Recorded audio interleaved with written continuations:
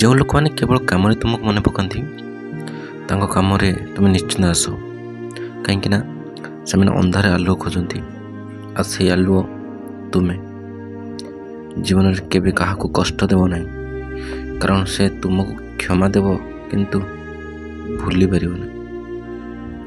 ଓଠ ତ ସମସ୍ତଙ୍କ ପାଇଁ କାନ୍ଦିଥାଏ, ହେଲେ ଆଖି ସମସ୍ତଙ୍କ ପାଇଁ କାନ୍ଦିପାରେନି।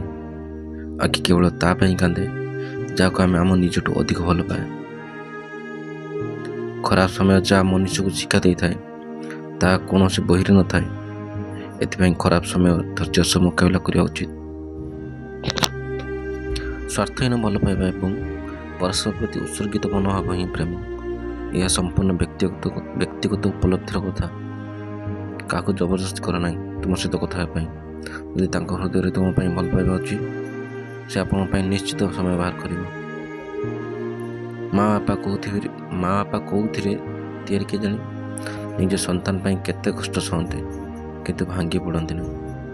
ଭୁଲ ହିଁ ହେଉଛି ମଣିଷର ପ୍ରକୃତ ଶିକ୍ଷକ।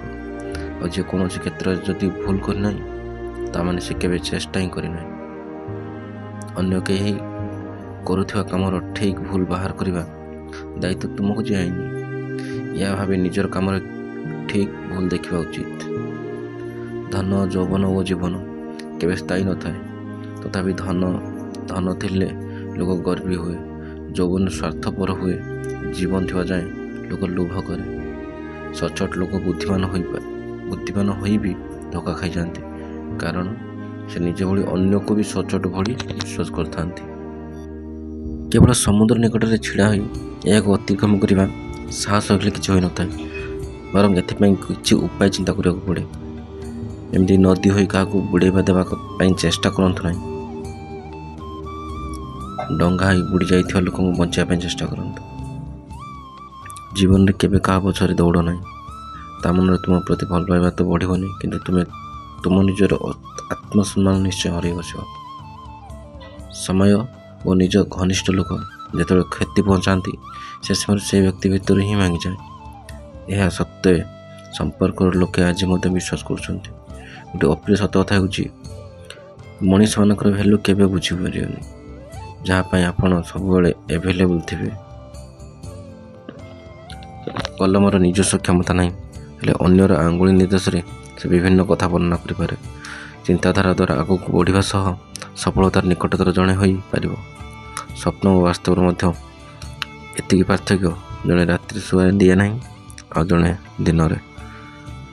ସନ୍ଦେହ ଏକ ଏପରି ରୋଗ ଯାହା ଜଣଙ୍କ ମନରେ ଥରେ ବସିଯାଏ ଆଉ ସାରା ଜୀବନ ମନରୁ ବାହାରି ନଥାଏ।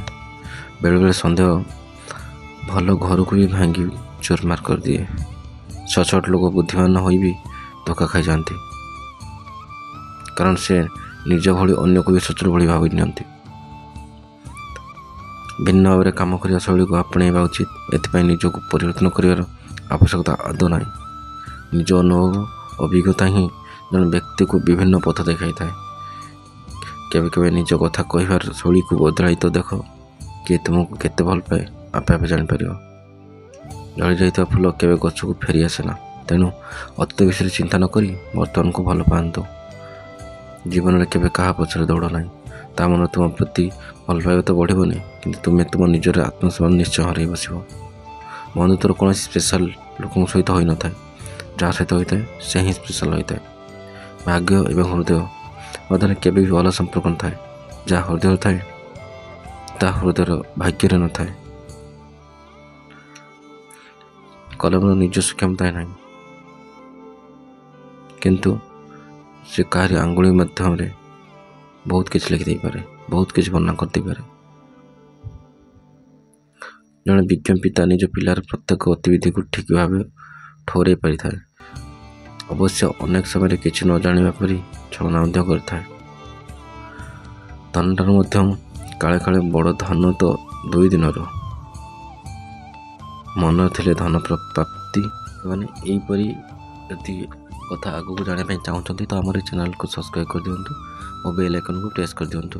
ଯଦି ଭିଡ଼ିଓଟି ଭଲ ଲାଗୁଛି ତ ଲାଇକ୍ କରନ୍ତୁ ଆଉ ଆପଣଙ୍କର ମତାମତ କମେଣ୍ଟ ଜରିଆରେ ଜଣାନ୍ତୁ। ରହୁଛି, ଧନ୍ୟବାଦ, ଜୟ ଜଗନ୍ନାଥ।